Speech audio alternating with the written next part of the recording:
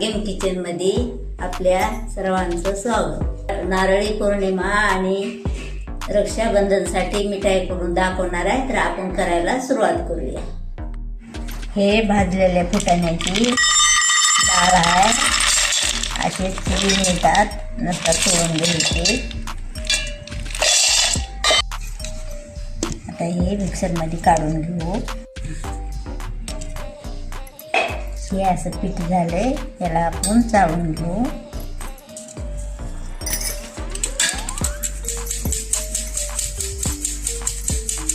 दोन कप फुटाणे घेतले, 1 कप साखर, 1 कप खोबऱ्याचा किस।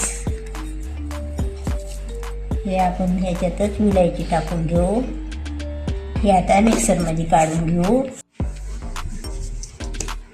हे आता आपण साखर आणि खोबरं काढून घेतले, याच्यात मिक्स करून घेऊया।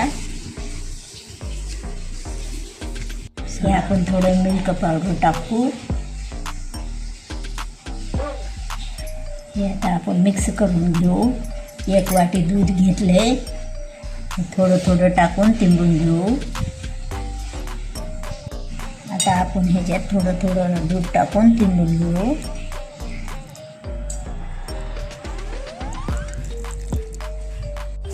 हे आता आपण असं तिंबून घेतले, आपण आता ह्याला थापून घेऊ ट्रेमध्ये।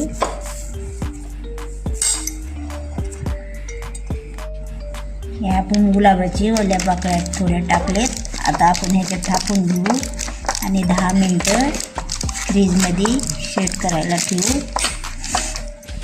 त्याच्यात थोडं खोबरं असं भरभरून घेऊ, पाकळ्या टाकून घेऊ।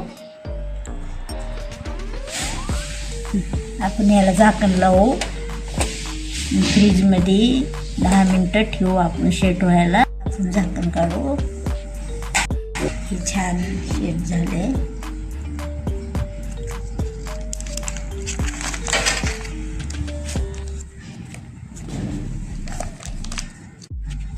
आता हे आपण कट करून घेऊ।